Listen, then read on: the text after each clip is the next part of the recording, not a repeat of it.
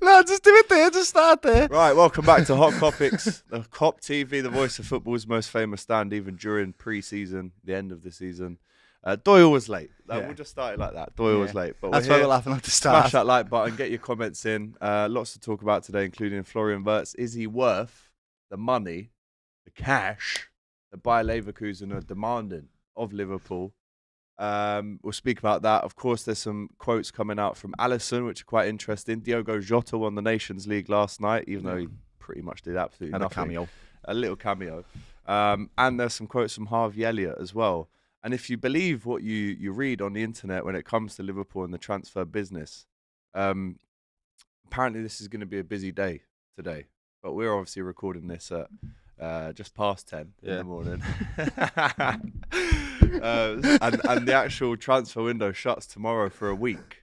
So if we don't get stuff done today, I'm talking Florian Wirtz, I'm talking Milos Kerkez, who has apparently left international duty to come and sort this out, then we're going to have to wait another week for anything to even happen, because for some silly reason, whoever the powers that be that control what date and what date it opens and closes the transfer window, so we have to get stuff done today. So smash that like button. Let's see how this day ends up, and there could be another video tonight depending on what happens. But first of all, I mean, we're not in the Club World Cup. I'm glad. But this open and close week-long closage of the transfer window doesn't technically impact us. But I mean, do you like this? It's the first time it's ever. It's not officially closed, though, is it? Well, June the 10th to June the 17th, there's no transfers. Is that real? Did you not know this? No, I didn't actually know that. Yeah. Wait, is this new? Is this first year? This year, because it's the Club World Cup. Why would that even be a thing? Because it allows teams to bring in players specifically for that. That's stupid. Exactly. This is a competition that nobody cares about, and they're making massive decisions around. What the hell? We don't care about it. I definitely don't. I honestly don't think Arsenal fans, Man United fans, whoever's playing in this, well, do you genuinely they're care? Both not playing in it. So who is? It's Chelsea and City, I think, are the only ones from the Prem in this. No, I know no one cares. Nobody does. That's stupid. I don't get it. I've just looked it up. I did not know that, mate. I can't believe I didn't know that. It says it will open again on Monday, the 16th of June, which is a week, until Monday, September For everybody the 1st. in the world, not just the teams playing. Well, it says the Premier League transfer window will open and close twice this summer, with the high-profile departures of Trent, Kevin De Bruyne and Dean Huijsen already announced. Due to an exceptional registration period for the expanded Club World Cup, transfer window is open early between Sunday, June the 1st and June the 10th. So it's closing. That's shut for business. Weird. Football is changing right in front of my eyes, and I don't like it, mate. That's a weird rule that they've brought in for a competition. As they go along. It's not even for everybody. If everybody was playing in this competition, then you'd understand, but they're not. Why should that affect any teams that are not playing in this? Honestly, FIFA. Ridiculous. Bit of corruption on the cards, potentially. That is madness. Is anyone actually going to watch this? Let us know in the comments. Are you going to watch this competition? I'm not bothered by it in the slightest. I think we say we're not going to. And then if it's on, let's say there's some big games in it, to be honest. It's one of them. If there's nothing to do, then you put it on. But you don't put it on because I want to watch it. I watch the Champions League and I make the day around the Champions League. I don't make me day around the Club World Cup or the Nations League or anything like that. For instance, this Sunday at 8 o'clock at night, which is a mad time really to have a kickoff. It's PSG versus Atletico. Good game. But then are they going to put the top team on? Well, if you want, on Sunday at 1 a.m, you can stick on Al Ahly versus Inter Miami.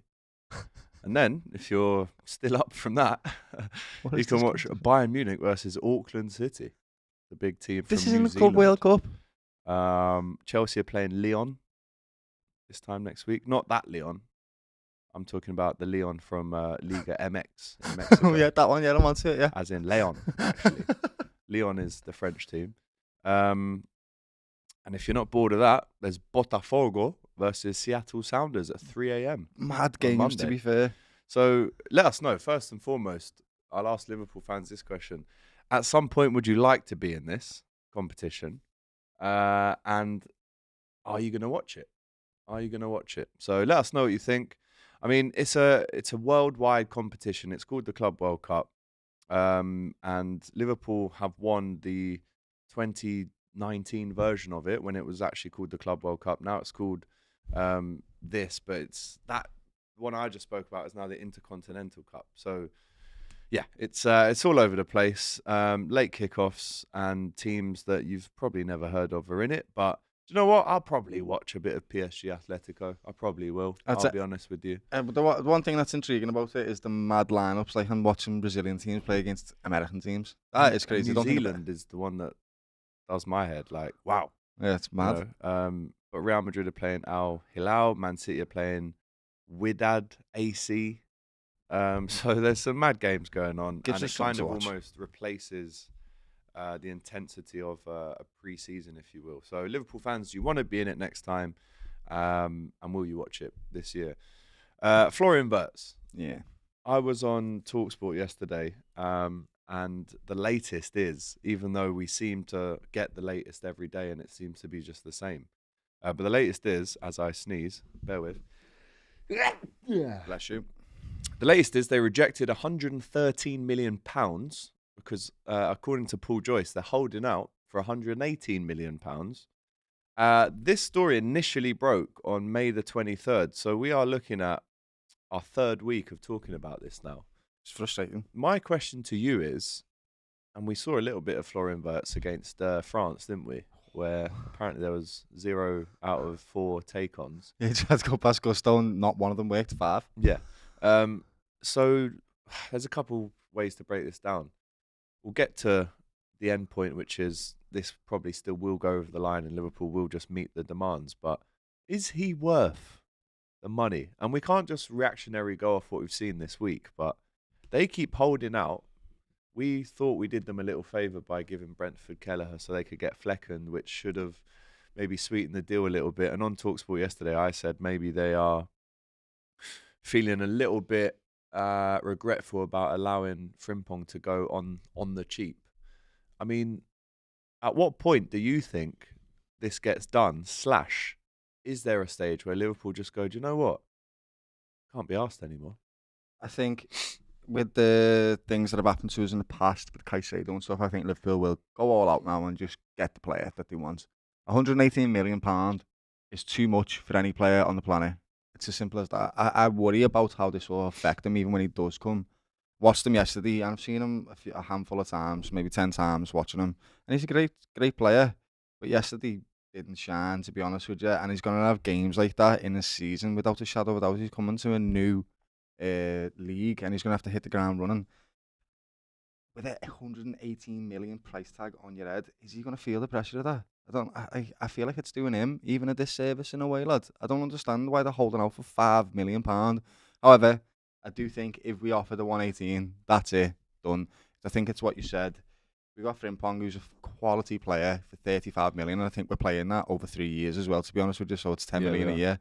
So that's why they just want a large sum of money up front so they can go and buy their next generation of players to try and compete in the Bundesliga. And I understand why they're doing it, but it's so frustrating. I guess I'll ask the audience what they think about the price tag. Do they think that's going to affect Florian Wirtz when he eventually does go to Liverpool? Because I agree with Gilly. I think we will still get it done. I don't think we're going to back out. We haven't come this far to walk away now. I can't see it. It would almost feel embarrassing in a way. Again, I know it would be us turning it down, but it would feel embarrassing. I just don't understand how it's got this far. Because in reality, nobody else is going to pay this money. I said it last week. Real Madrid, Man City, all these teams, they don't want to pay that much for him. So how have we managed to back ourselves into a corner where we are?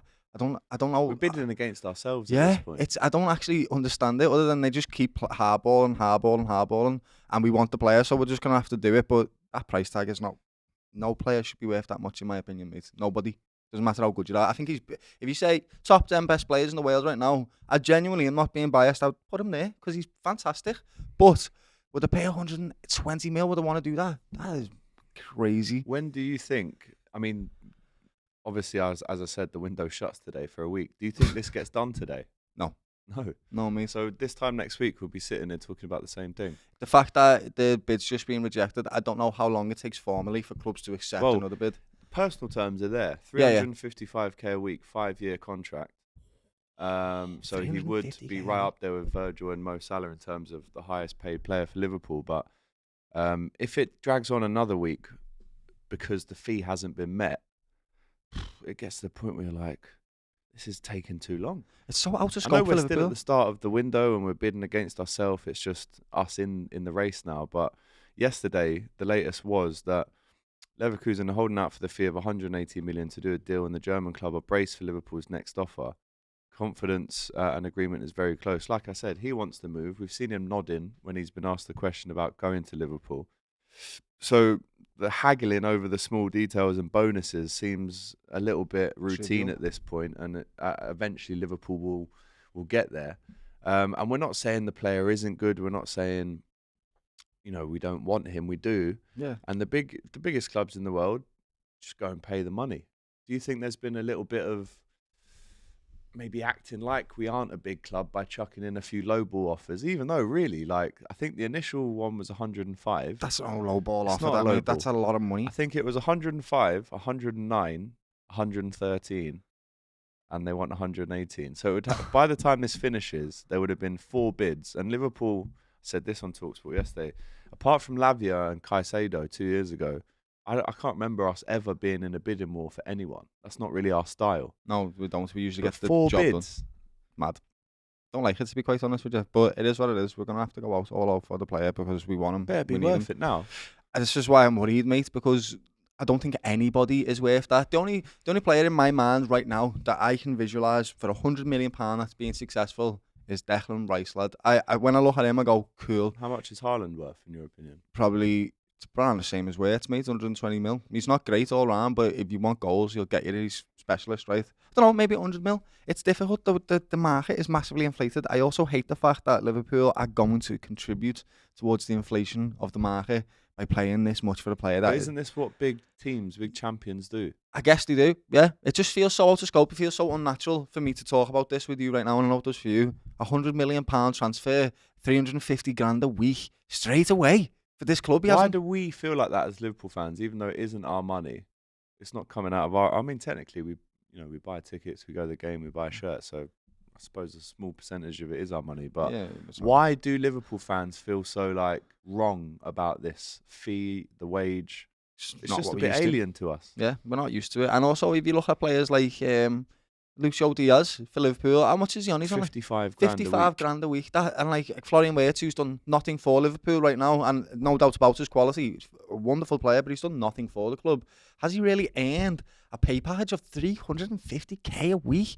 Does that motivate a player to then go on and want to earn more? I don't understand what his incentive is other than to win trophies with Liverpool. Mo Salah worked his ass off, mate, for 9 years, and he was, and don't get me wrong, he wasn't on a low wage, but he's only just got the 350 now after having 20 plus goals a season. It's just weird. I guess that's the way football has to go now to attract the big players, and we've been saying for ages, we want a big player, we didn't buy anyone last season, so we just got to go with it. But it does feel strange. Let's just hope it works out. That's all I can say. I hope it does, Flozza, mate, because we need you to come in and hit the ground running. For £120 million, he's going to be scrutinised, not just by us, by everybody. Touch, you know what the English media is like, mate? You almost want him on the first day of the season to score 1 or 2 straight away, instantly shut down any. He's a flop. He hasn't scored for 2, 3, 4, 5, 6 games because of the fee. And like you say, it's not his fault that the fee is set like that high. Do you think he's maybe looking at Leverkusen going, "Come on, man, just let me go, roll over"? My head's elsewhere. Obviously, he's probably never going back there in terms of a preseason game. He'll be a Liverpool player, but. How do you feel on this one? I think it tears a little bit away at us just because we've never paid that much for a player. We've never really offered that much. I mean, even 105. It's a lot. I mean, even then we're going, hang on. That's still 30 mil. Are we sure this is worth it? Are we sure that we've got the money? Let's not pretend that we don't. And actually, at the end of this window, the net spend will probably still be in a decent place because we're going to sell players as well for a large amount of money. Didn't spend anything last year and sold players. Won trophies. So, yeah, the net balance over the last 10 years is still in a healthy place. PSR, FFP, we comply. But the instant pressure that Flo is going to get now because of this back and forth deal, he's almost got to forget that instantly. Play his football, bed in straight away. He speaks good English. So it's just a matter of time. But obviously his mate, Jeremy Frimpong is here already. He's on the books. He's held the shirt up. We've seen the video. Do you think his relationship with Frimpong is almost going to settle him in a bit quicker than if he didn't know anyone from that squad. I think so, yeah. And I also think that Frimi's relationship with the Dutch players is what's going to help to that, right? It's going to come in, he's going to know Frimi. Frimi's going to know the rest of the boys and say, look at Flaz, this is me mate. Yeah, I had a good time with him in Bayer Leverkusen. I don't know. I've looked at a lot of videos, as you do, when there's massive speculation about a player. You go on the internet, on YouTube, and you look at every single piece of information about him, what he likes to eat for his dinner. And apparently what does he like? Boiled potatoes. He likes potatoes, lad. I'm not even joking. He rates his potatoes from top 5, yeah? And he goes all the way up, and boiled potato is his top food. What was his 5th? I can't remember. So, more Hash potatoes. Something like mashed. So it's 5 variations. Yeah, potatoes, lad. That's what he did. Is that what we're doing out here? You see, and I don't know why I'm watching that. I'm 32 and I'm watching some kid who's 21 talk about how he likes potatoes.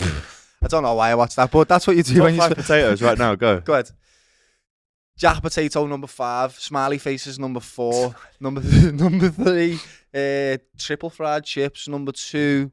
Oh, do you mean triple cooked chips? Yeah, triple cooked chips.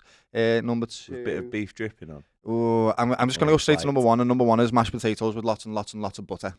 There you go, lad. I missed number 2. Hash browns? Hash browns can be number 2. There you go. I'll probably agree with you there. Let us know in the comments. This is what we talk about. That's what Flozza likes, lads. That's what, honestly, go and look it up. Boiled potatoes would be nowhere near. I had roast potato. Where's roasties? Oh, roasties is number 2. Number 1. I made some of them yesterday with me roast. Yeah, we both had roast yesterday, didn't we? Fantastic. But I had like pigs in blanket, like the whole 9 yards. And about 4 Yorkshire puddings as well. Nice. Oh yeah, it was heavy. Shout out my auntie Lorraine, Mary. Shout out Mary for that one there. Yeah, so that's what I've been doing, lad. And he seems, anyway, I say all that to say, I'm only having a joke. I did watch that, I actually did. Send me that video. And honestly, I will. I say all that to say, he seems like quite a funny lad. He seems like he gets along and he's boisterous, and I don't have any concern about him going in and melding with the group and fitting in and stuff. I really think he's just going to enjoy himself, to be quite honest with you. The major thing for me is incentive and motivation. You're getting paid 350k a week. That is the top wage package at Liverpool. There is not, you can't, like most salary in at the top, that's like, so what is your incentive now to go and be the best? So is it to prove people wrong, to prove people how good you are? And I don't know if you've watched any of his compilations or any of the stuff that he does. He's feisty, you know. Got a little bit of dogging in him, lad, which I did not expect whatsoever. Yeah. He likes to sort of get in players' faces. He pushes people. He's a little bit aggressive. And the way I like to think about that is maybe off the pitch, he's got that fire mentality as well, where he's like, I just want to win. I need to win. And I do like that about him. So hopefully he comes in with that, because Liverpool are all about that fire. We'll celebrate that, mate. If you run and you fight, we'll get behind you. What I like, one of the stats that I actually learnt about him yesterday was he has one of the best tackle rates in Bundesliga last season. So let's say, Leverkusen lose the ball. He is within the first 5 seconds looking to win that back. So I agree with you. I don't think the words maybe feisty, because that could almost mean that not negative he gets too many red cards or cards. Yeah, he's not like that. He's combative. Yeah. And he's not afraid of a tackle. He will get himself stuck in. Tactically, how do you think he fits in / changes what Liverpool are already doing under Arne Slot? Watching him yesterday, and it was one game in a game that's playing for 3rd place. So don't get me wrong, I don't think his intensity is going to be there compared to a Premier League game. Yeah. But I want him in the middle. I don't want him drifting in from the left. When we watched him against Gusto yesterday, he did not get a look in, lad. He had, like what you said at the very start of the video, 5 take-on attempts. Never got a single one of them. In the middle, however, in the first half, you could see he was dictating, pulling strings. He hit the post at one point. He should have scored it, but he hit the post. Yeah, I see that. It was he was good, lads. I liked what I seen in the middle. He looks like when there's congestion there, he draws players in, and he's either finds a way to flick off a shot or to just slip out a pass somewhere into another player. He seems like he'll fit as well. Tactically, I'm not worried about him. I think, as I said, he reminds me a little bit of Cole Palmer. That's what he reminds me of, a German Cole Palmer. And we all know how intelligent Cole Palmer is on the football pitch. He floats here and there, and he puts himself right in the pockets where he needs to be. I think Florian Wirtz is going to be a similar type of player. Gets the goals out of nowhere, creates chances out of nowhere, and is always popping up in spaces where you can't see him. I think that's what he's going to be for Liverpool. Quite different to Dominic Szoboszlai, who constantly offers runs and support. It's going to be a different option for us, and I'm super excited to see him in that number 10. I really am. Formation-wise, he needs to be in a 10. I can't. But does that change everything now then, because he comes in? I And think what happens to Dominic Szoboszlai? this is the thing. Dominic Szoboszlai, when he was playing for Leipzig, I don't know if you've seen it, he played the wing a lot, you know. He was cutting in off the left, wasn't And he? it suits his profile. He's got loads of energy, loads of work ethic. I think I'm not really worried about Dom Szoboszlai not getting game time. Arne Slot, I've said it already, is getting these different players in the same positions as different tools for different dynamics in different games. I've said different loads. If you come against Man United, it's going to be very different to coming against an Arsenal, right? You might need a workhorse in one of the games, and you might need a creative player in the other. I've got no problem with playing millions of games, mate. Millions of them. I think Frimpong and Kirkheads are going to be massive for Wirtz. Huge for him, because while he's dictating play in the middle, them two will be bombing forward, and he'll be able to flick it off to them, lad. I'm looking forward to seeing how Frimmy plays in the team with him. That's what I'm looking forward to. And also the relationship that Dominic and Florian could actually, instead of looking at each other as, or you have a bad game, I'm replacing you the next game, it's almost like they need to work together to both contribute equally to that role, which in what we've seen under Arne Slot so far, it'd be like the furthest forward 8. Yeah. Less like of Gary Neville then. 8. Late. Oh, it's late. Yeah. Instead of like you're out and out, almost a 4-2-3-1 where he's right behind the striker, but a lot of the time, Szoboszlai is the highest presser, and like you said, because of the energy, he can find himself out of position, but he'll get back into it very quickly. Yeah, snapping. And the good thing about Wirtz is he is used to winning the ball back in high positions. He's almost a little bit, maybe not as far forward, but almost like he can play in the false 9 Bobby Firmino position. Yeah. But again, this isn't like he's coming in directly to replace Szoboszlai. It's just a great option to have. And in Europe as well, when we've got so many games, obviously we want to go a bit further in the FA Cup this year as well. He's a great option to have. So could you do this? This is just a thought now, what you just said on the false 9. You play 3 in midfield, Ryan, Mache, Dom just in front of them. And then you play Wirtz in a false 9 position with Salah and Diaz or Gakpo off him. I think that might work, you know. Because he's not the tallest. He's not going to, win headers. He's not, no, bro, he is tall, you know. I think he's like 6 foot something. I think he's like 5. Yeah, I think he's actually like 5'10". But I've actually gangly for some reason to me, lad. Yeah, let's look it up. Whilst you're looking it up, and we kind of nail down what we think the tactical or tactically the best position is for him in this new era of Liverpool, because it's definitely going to be a new age. 5'10". Yeah, I thought he was bigger. This is going to be a new era. We're going out, we're spending big. This is Arne Slot's choices. This is his way of playing now. This isn't taking over from a Jurgen Klopp team. This is what I want now. Yeah. So again, we've spoken a lot now about Florian Wirtz. Is he worth the money? What position is he going to play? First game of the Premier League season, do you start him? That's another question. Over Szoboszlai, £120 million signing has to start immediately. But is that also feeding into the pressure that will start? Because what you don't want to do is play him in the first game. He's not up to the pace. He's not up to the standard, and then you've almost gone back 2 steps. I think personally, you start Dominic, and then whoever we're playing 60-odd minutes, you bring on Wirtz, and then he builds up into the starting positions from there. I know what you mean, like you're sort of throwing him in the deep end, but that's what comes with playing. And also, if you play him in a false 9 and we go out and spend 70 mil on a number 9 striker, there's selection headaches. It's a good headache to have. Fantastic headache. But he's going to have to get it right on a slot. We trust him to do that, but there's a lot to think about. Does he start the first game? That's a great question. That. Yeah, does he start the first game? No matter who it's against, let us know. Obviously, we want to see him play well in pre-season out in Asia as well. And at this stage, with the back and forth that we've had, we just want to see him in a red shirt. I want to see what number he's going to get, because his Germany number is 17. Curtis Jones has got that. We've obviously got a number 10 already.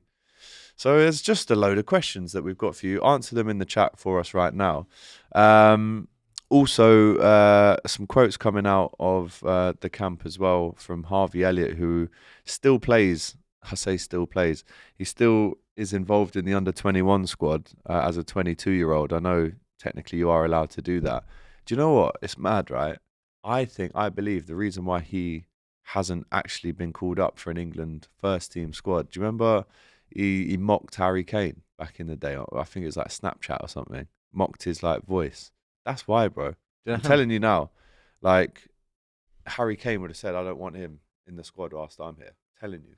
Yeah. I mean, I understand why. He apologised at the time.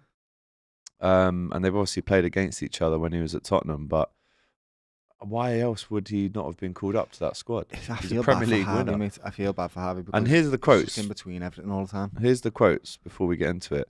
On his future, he said, "It's just a situation that me and the team have to have a conversation about, because I'm coming into an age now where I'm 22. I'm going to be 23 next season. I don't really want to be wasting years of my career because it's a short career. You just don't know what is going to happen." And I think it's like he's probably been saying this kind of stuff for the last 3 years now. Under Klopp, he played a lot more. And when Klopp left, he said one of his biggest regrets as Liverpool manager was that he didn't play Harvey Elliott more.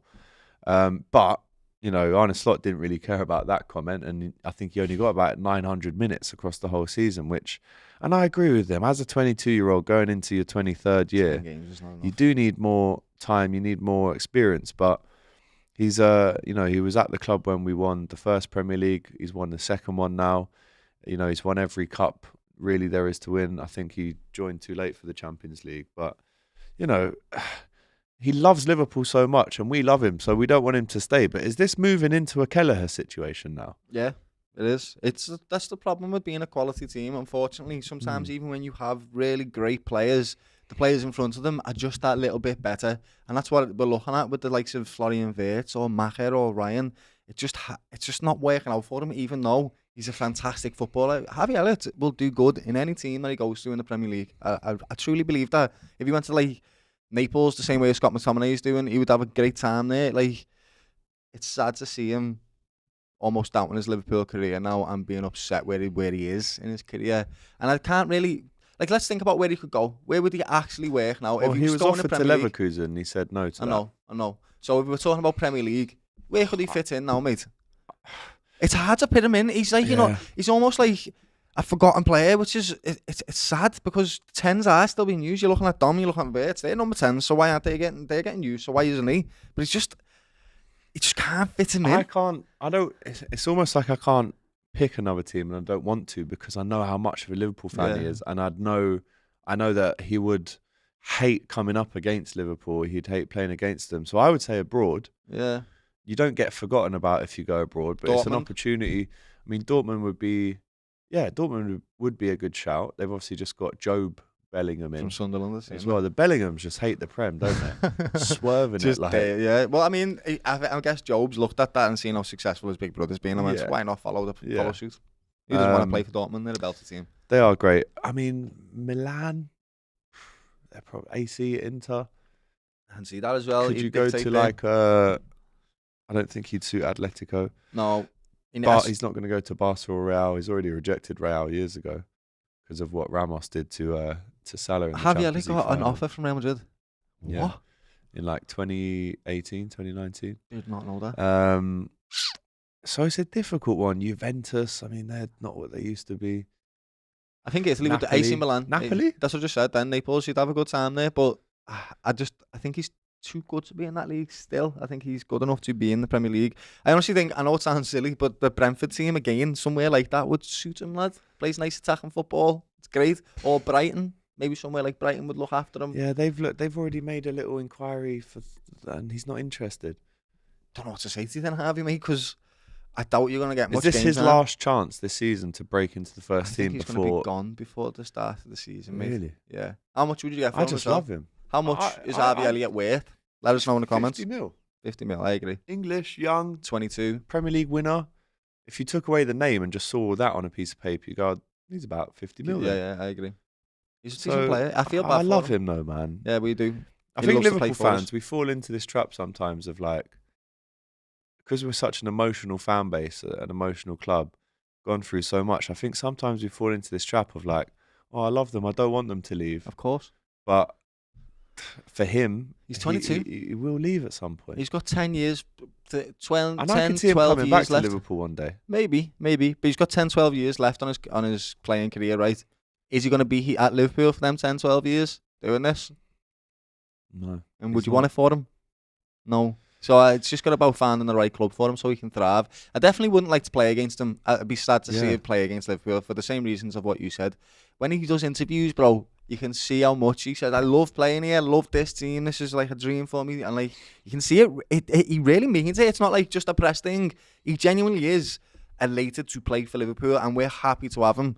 It's just finding the time for him in the season, and we just haven't consistently. Yeah, let us know how you feel, how you think this one ends up with Harvey Elliott. I mean, I'd love to see him stay. We saw last season in pre-season Fabio Carvalho have a really great pre-season. Then he went to Brentford and it didn't work out well for him. He's probably going to leave there now. And you look at these players with so much talent, you think. But then you're getting a Florian Wirtz in. Harvey's going, well, that's my position, really. So what can you do, lad? What can you do? But someone else who absolutely loves Liverpool as well. And do you know what? He always speaks so well. He's such a great custodian for Liverpool Football Club. You know, he's one of the best players that we've ever had at the club. And who am I talking about? Virgil van Dijk? No. Custodian for Liverpool? Alisson? Is he? Yeah. On his Liverpool future, he was asked, you know, whenever these lads go away on international duty, one of the main questions is about their club. Yeah, he said, I have one more year of the contract left and one more year of a club option for an extension. They will probably exercise this option. I think about what I have in hand to do a great job. It's a decisive moment in my career when a World Cup is coming. And, you know, he's never really ever said anything outlandish or anything that you would think that he's maybe looking at the exit door, Alisson Becker. I just absolutely wish that every player was like Alisson, his commitment, his loyalty. And I do think that we extend that and hopefully he gets a new deal on top of that. And how that impacts the balance, the chemistry between Mamardashvili, I'm not too sure. We obviously bought a young keeper in the other day who, again, is a lifelong boyhood Liverpool fan. Yeah, I mean, why wouldn't we want to exercise that option and just carry on? But goalkeepers go forever. They do. The only problem with Alisson is he's injury prone. So definitely keep him for these 2 years without a shadow of a doubt. See where he is. He's 32. Goalkeepers can go until like 40, to be quite honest. If they're that good, and Alisson is that good, he can do it. Just got to see what he's like with the injury record. And I do know that's why we're getting these young goalkeepers in right now. You're looking at the new lad that's just come in, is the Italian lad he was in the Golden Boy nominees now as well this year. Looks like a serious talent. He's obviously been brought Armin in. Pesci from the Puskas Academia, the 20-year-old.